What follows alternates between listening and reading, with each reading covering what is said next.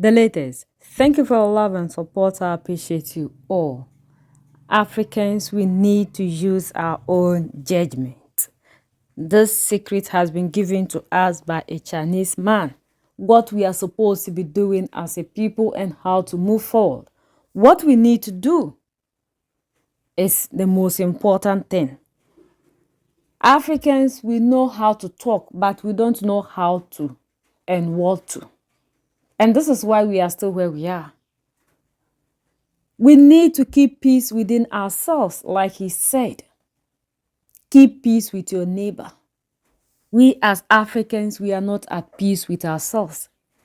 But the African leader who is not at peace with the brother can leave Africa, is used to go and be talking about things outside of the continent. Yet we have these same things happening in our backyard. What we need to be doing is what we must concentrate on. We need to build our own selves. We need to decide to move with people who are there to help us get to our destination. Like Mali, Niger, and Burkina Faso have taken a path away from the West. A majority of us are still of the view that it is the same slavery. It is not. The West isn't giving us what we want. We have the resources, but with the education they've given to us, we cannot turn the resources to solve our own problems. And that is the reason to which we need to move with people that can give us the ability to do things on our own. We need power, and it is very important. We need to look within ourselves. What is it that the African need to do? And then concentrate on that. We are now already in the middle of this AI revolution. When you travel throughout the corners of African continent, you have the worry that Africa is not fully integrated into this AI tsunami revolution. Because otherwise, the real competition may not be between China or the United States or China and Europe. The real competition in the coming years may be AI versus Homo sapiens. Wow. We need to be prepared, and we need to really speed up. This is a small extract from what Professor Justin E. Fulin had to say during his visit to Rwanda. He challenged Africa to rethink its role in the AI revolution, warned against false geopolitical choices, and offered insightful information on how Africa can truly develop. Let's watch the rest of the video. Africa need to use your own brain power to make up your own judgment. In the world of today, you hear a lot of talks about whether Africa should be forced to make a choice between China versus the United States. I think that's the wrong choice. The real choice for Africa, as well as for the rest of mankind, is whether the United States is doing the right thing or is doing the wrong thing, or whether China is doing the right thing or doing the wrong thing. If the United States is doing the right thing, work with the United States. But if the United States is doing the wrong thing, why should you bother about working with the United States or following its leadership? Similarly, if China is doing the right thing, why don't you want to work with China? And, God forbid, if China is doing the wrong thing, why should you work with China? Don't be forced by any other country to make a choice which will not serve your fundamental interest. Now, when I traveled a little bit in Rwanda yesterday, in Kigali, let me tell you my real observation. I think Kigali is in better shape today compared with China back in 1978, when China started to reform and opening to the outside world, attracting FDI into China. The philosophical point I want to emphasize is that if China can do this in 46 years, Rwanda and Africa can do it in the coming 4 decades or so. Have faith in yourself. China is a success story which can be repeated by the great people here in Rwanda and the great people here in Africa. Now, another piece of advice. What is the foundation upon which security should be based, not only for Rwanda but for Africa? Security never exists in a vacuum. Security should be based on several things, which are the pillars. One is maintain stability at home. The other one is keep peace with your neighbors. And the third one, as Deng Xiaoping, for whom I had the great honor to work with before, development is the hard truth. Develop, develop, develop. In that context, whichever country which can really help you to achieve your development goal, he should be a friend. But don't be diverted. Don't be confused by some other country coming to you, say, no, let's put a premium on certain other things, or values, etc. And I do not want to build a bridge or a highway or a railway or a power station in your country. But if those countries which build these infrastructure projects in your country, they are not really meant good for you. No, that's not the truth. Decide with yourself. Use your own judgment as to which countries are really helping you to beef up infrastructure connectivity, your manufacturing capabilities, and in the African context in itself, power generation. You need power. You need to generate power. I understand even in this great country of Rwanda, you may not have sufficient amount of power. Focus on that. Get that done. That will provide a much better context whereby security for Rwanda, security for Africa as a continent will be better reinforced.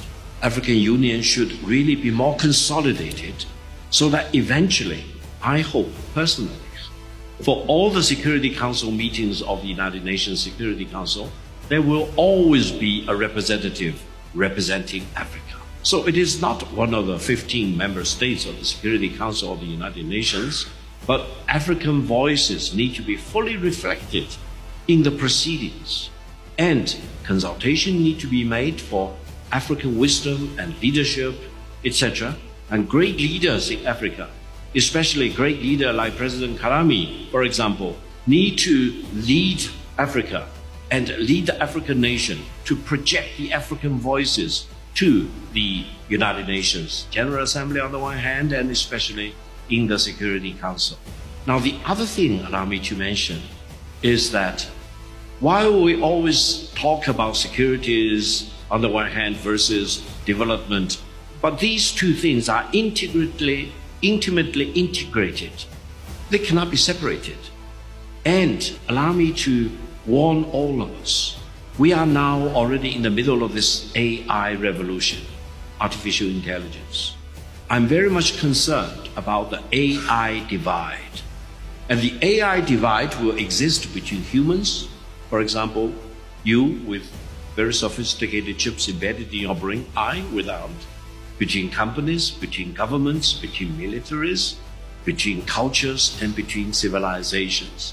What we need to do is to really accelerate whatever we do to make sure no country is left behind, especially African countries. When you travel throughout the corners of African continent, you have the worry that Africa is not fully integrated into this AI tsunami, AI revolution. We need to speed up. We need to mobilize all resources. And I think the open source, the AI development as represented by DeepSeek in China represents a new trend. That means lower cost, enabling all participants to play a useful role, and Africa continent and all the African countries have a choice to really play a very significant role. Because otherwise, the real competition may not be between China or the United States or China and Europe. The real competition in the coming years may be AI versus Homo sapien. We have allowed people to determine the fate of the African. And that is why even the leadership, people sit outside and tell us what kind of leadership style is best for us. And when we decide to do otherwise, we see them rising against the African. Because to them, they have the final say when it comes to the African. And it is not that. They know when we move away from the system of leadership that they've given to us, they will lose. So in order for them to protect their interest over Africa, they have to keep us in a certain position. They have made the African to believe less in ourselves and always think that they have the final say, they have the best of everything, and they are there to solve the problems of Africa, and they have the interests of the African at heart. So we end up doing nothing for ourselves rather than helping them to move forward, helping them to develop. This is not the time for us to sit down for people to tell us what to do. The leaders know what to do exactly in speech, but in action, that is where the African fails. And it's not only to our leaders, even with the youth of today, we also have a part to play. This is not the time for the African youth to continue to be interested in things that has nothing to do with us. Like we all say, I want to be in my one corner. If we continue to be in our own one corner, Africa will never change. The Africa we are all yearning for, we will never get it. So we all need to contribute our own quota. Because these leaders we are seeing today will fade out and we will replace them. If we don't reconscientize the mentality and know what is best for us, when the leadership mantle gets to us, we will do worse than what our leaders are doing today. And we should look within ourselves. What we need most, the people that can help us, and not what other people sit down to think is best for their interests, that the African needs to do. We have always looked at what people tell us to do. What do we have to tell ourselves? They have buried all that we have in us, and we need to bring that out. We need to bring that out, and we need to look for good partners that are not only there to serve their interests, like the oppressors do. It has always been for their interests. They have always decided for the African. We are not allowed to do the right things that we think are good for us. And that is why Africa, we are here. Enough of us being regulated. Mali, Niger, and Burkina Faso have shown us the way. And to the puppet leaders, they are telling us what we should do. And for these ones, as long as Captain Ibrahim Traore said, they are trained outside by these people and they are brought to lead us. So there's nothing they can do for us. They will always please their masters. And it is you and I that need to fight for better leadership in Africa and not through the system of the oppressor. United we stand, divided we fall. So that's the latest around the world and in China.